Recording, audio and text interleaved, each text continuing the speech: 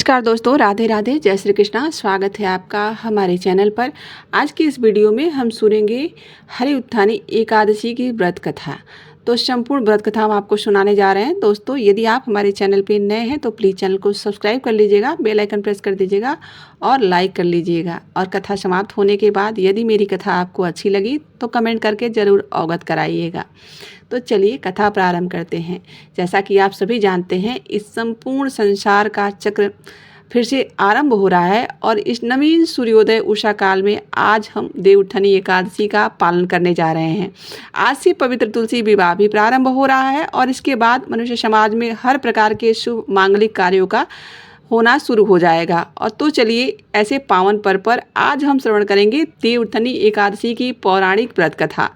और इसके साथ साथ इस कथा के अंत में हम भगवान श्री हरि विष्णु का एक सुंदर और पूर्ण रूपेण आध्यात्मिक ऊर्जा से भरा हुआ एक मनोहक भजन भी सुनेंगे। तो चलिए अंत तक बने रहिएगा ताकि आपको संपूर्ण कथा का लाभ प्राप्त हो सके।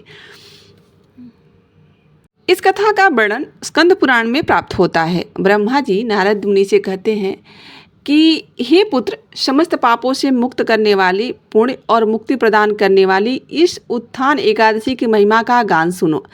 तब नारद मुनि ने कहा था कि हे पिताजी, कृपया मुझे बताइए कि मध्याह्न में भोजन लेने से, संध्या के समय भोजन करने से और संपूर्ण निर्जल उपवास करने से क्या फल प्राप्त होता है, और कार्तिक मास में आने वाली इस एकादशी का महात्म क्या है। यह सुनकर ब्रह्मा जी ने कहा था कि अगर कोई भी इस दिन में एक बार भोजन लेता है तो उसके जीवन में पाप समाप्त हो जाते हैं। अगर कोई संध्या में भोजन करता है तो उसके 2 जन्मों के पाप नष्ट हो जाते हैं। और जो मनुष्य पूरा दिन व्रत करके और सच्ची निष्ठा से इस व्रत का पालन करता है उसके 7 जन्मों के पाप नष्ट हो जाते हैं। कार्तिक मास के शुक्ल पक्ष में आने वाली यह एकादशी मंदार पर्वत के समान पापों को नष्ट कर दे, उतने बड़े पाप को भी नष्ट कर देती है। और उसे देवउत्थान हरिप्रबोधिनी या उत्थान एकादशी के नाम से भी इस एकादशी को जाना जाता है। एकादशी के दिन अर्जित पुण्य सुमेर पर्वत के समान होता है और उत्थान एकादशी हरि उत्थानी एकादशी का निष्ठापूर्वक पालन करने वाले मनुष्य के 100 जन्मों के पाप नष्ट हो जाते हैं। हरि उत्थानी एकादशी के दिन रात्रि में जागरण करने मात्र से भूत, वर्तमान और भविष्य के समस्त पीढ़ियां वैकुंठ को प्राप्त कर लेती हैं। और चाहे उनके कितने भी बड़े पाप कर्म हो, चाहे क्यों न कोई नरक में पड़ा हो, इस व्रत को करने से वह नरक से मुक्ति प्राप्त कर लेता है और विष्णु लोक को प्राप्त कर लेता है। जो भी मनुष्य पूर्ण श्रद्धा और भक्ति भाव से इस एकादशी व्रत का पालन करता है वह अनंत शिक्षित, विख्यात और प्रसिद्ध कुल वाला बन जाता है। और इसीलिए इसी सभी कार्यों को छोड़कर इस एकादशी का व्रत का पालन अवश्य ही करना चाहिए। इस एकादशी के दिन व्रत और रात्रि में जागरण करने वाले मनुष्य के मन, वचन और कर्म से अर्जित जो भी पाप रहते हैं वह स्वयं ही श्री नारायण नष्ट कर देते हैं। उससे पुण्य फल भी असीम प्राप्त होता है और वह महान भय मुक्त से होकर मनुष्य और अंत में स्वर्ग को प्राप्त करता है। हे नारद, कार्तिक मास की इस एकादशी का व्रत न करने वाले या फिर भगवान विष्णु की उपासना न करने वाले भी सभी पुण्य नष्ट हो जाते हैं। इसलिए कार्तिक मास में भगवान विष्णु की पूजा, आराधना और उपासना अवश्य ही करनी चाहिए। इस दिन भगवान के विषय में सुनना चाहिए और वक्ता को अपनी क्षमता अनुसार कुछ न कुछ दान देना चाहिए। और जो मनुष्य ऐसे दान देते हैं वह जीवन में अंत में भगवान विष्णु के भगवत धाम को प्राप्त करते हैं।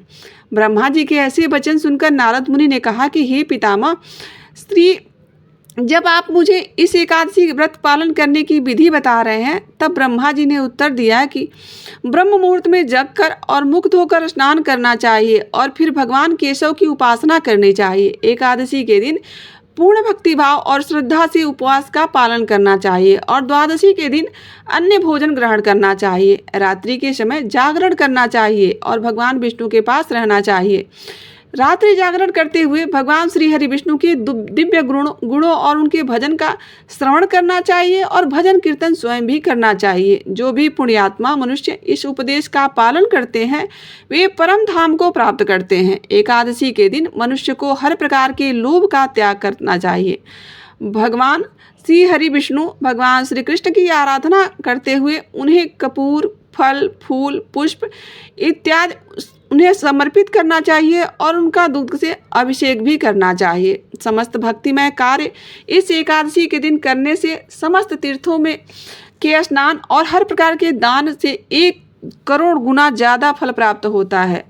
भगवान को ताजे तुलसी के पत्ते और सुगंधित पुष्पों में इस मास में भगवान जनार्दन की पूजा करने वाले 10,000 जन्मों के अर्जित पापों को स्वयं श्री हरि नारायण नष्ट कर देते हैं। अगर कोई मनुष्य मात्र तुलसी महारानी को देखता है और उनके स्पर्श करता है, उनसे प्रार्थना करता है और उनको उगाता है, तो उनकी उपासना करता है या उनमें जल प्रदान करता है, तो वह नित्य भगवान श्री हरि के धाम को अंत में निवास करता है। हे नारद, जो भी 9 विधियों द्वारा तुलसी देवी की सेवा पूजा करता है, वह उतने ही हजारों गुना तक आध्यात्मिक जगत में आनंद प्राप्त करता है।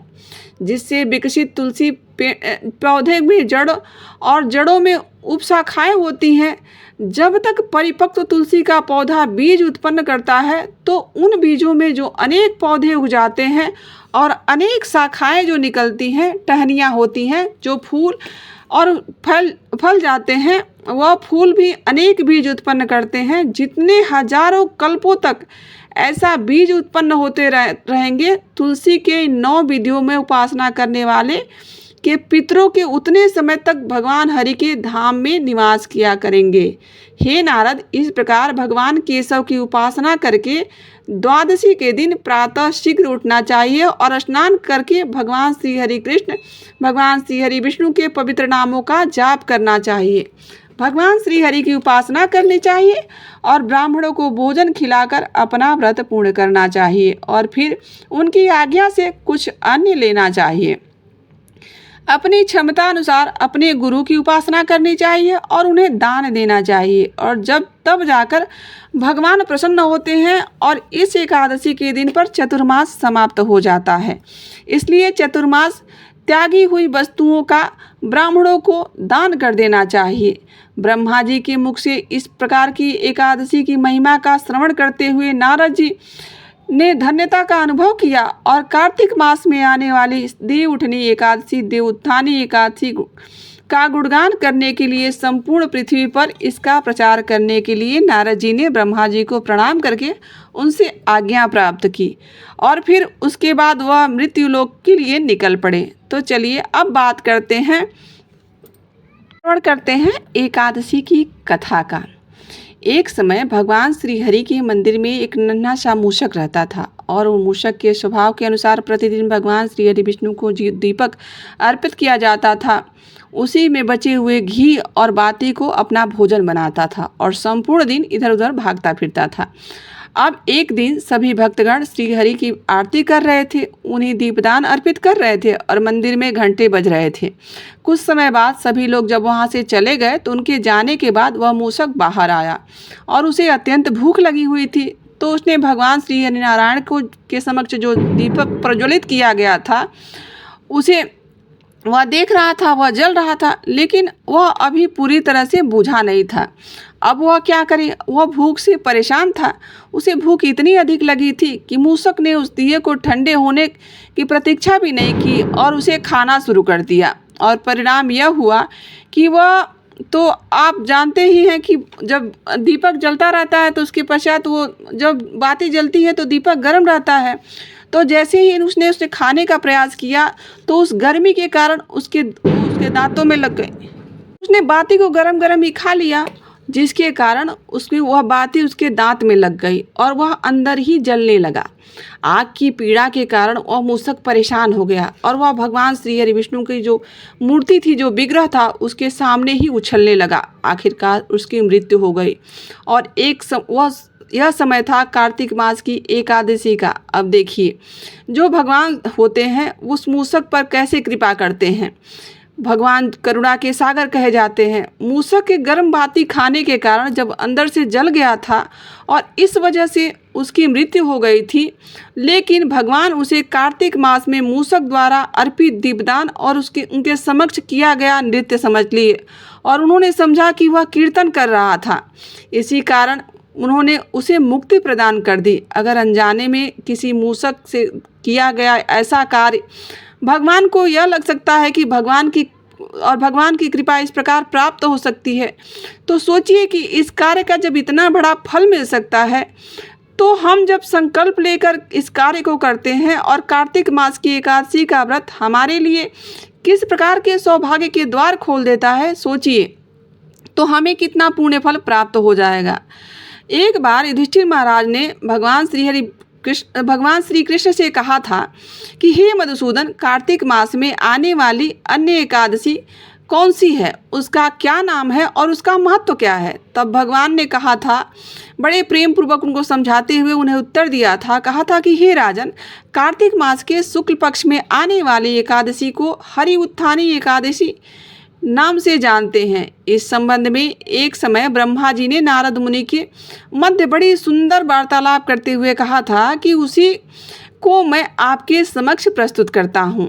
आप ध्यान देकर सुनिएगा। एक समय जब ब्रह्मांड में विविध लोकों में विचरण करते हुए नारद मुनि ने अपने पिताजी के पास जब वह पहुँचे थे, तो उनके मन में एक जिज्ञासा उत्पन्न हुई थी और उन्होंने उनको प्रणाम करते हुए कहा कि हे पितामह, कार्तिक मास में एक अत्यंत पवित्र एकादशी आती है जिसका नाम है हरि उत्थानी एकादशी। यह एकादशी विशेष है, यह तो मैं जानता हूँ, लेकिन इससे महत्वपूर्ण महात्म्य से मैं अनजान हूँ। कृपया मेरी जिज्ञासा को शांत करते हुए इसका उत्तर दीजिए कि इस एकादशी का संपूर्ण ज्ञान मैं प्राप्त कर सकूं। नारद मुनि की जिज्ञासा को सुनकर ब्रह्मा जी ने कहा था कि हे पुत्र, कार्तिक मास के शुक्ल पक्ष में आने वाली उत्थानी एकादशी का पालन से करने मात्र से अनंत पुण्य फल की प्राप्ति होती है।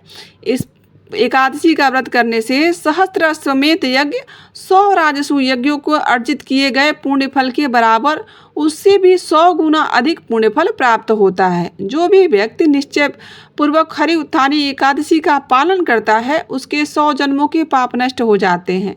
इतना ही नहीं, जो भगवान श्री हरि का कीर्तन करते हुए रात्रि में जागरण करता है, उनकी भूत, वर्तमान और भविष्य की पीढ़ियां भी वैकुंठ को प्राप्त कर लेती हैं।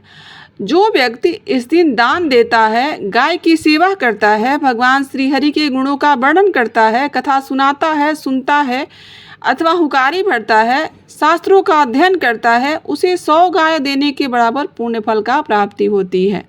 इस दिन जो तुलसी देवी के समक्ष बैठकर जो भी व्यक्ति भगवान श्री कृष्ण के पवित्र नामों का स्मरण करता है, हमारे शास्त्रों में यह भी बताया गया है कि जिसके पूर्वजों ने भयंकर पाप कर्म किए हों और वो नरक की यातना भुगत रहे हों, उनका भी उद्धार इस एकादशी व्रत का पालन करने से हो जाता है। जो व्यक्ति इस दिन भगवान हरि की कदम्ब का पुष्प उनको भगवान श्री हरि को कदम्ब का पुष्प अर्पित करता है, उसे यमलोक का दर्शन नहीं होता है। जो व्यक्ति उन्हें गुलाब पुष्प अर्पित करता है, उसे मुक्ति प्राप्त हो जाती है। जो अशोक वृक्ष का फल अर्पित करता है, उसे के समस्त कष्टों की मुक्ति हो जाती है। जो चंपक पुष्प से भगवान की पूजा करता है, उसे दोबारा इस भौतिक संसार में जन्म लेकर आना नहीं पड़ता है। जो भी लाल वर्ण से सहस्त्रदलीय कमल पुष्पों से भगवान जगन्नाथ जी की आराधना करता है, उसे भगवान का श्वेत दीप प्राप्त होता है। और हाँ, अगर आप हमारे जो भी इस व्रत को पूरी निष्ठा और श्रद्धा पूर्वक करता है, उसके कोटि कोटि जन्मों के पाप नष्ट हो जाते हैं। तो दोस्तों, यह थी हरि उत्थानी यानी देव उत्थानी एकादशी की व्रत कथा। आशा करती हूँ कि आपको यह जानकारी अच्छी लगी होगी और यहाँ तक बने रहने के लिए आप सभी का दिल से आभार। मिलते हैं किसी ऐसी कथा कहानी के साथ। अभी के लिए बस इतना ही। राधे राधे, जय श्री कृष्णा।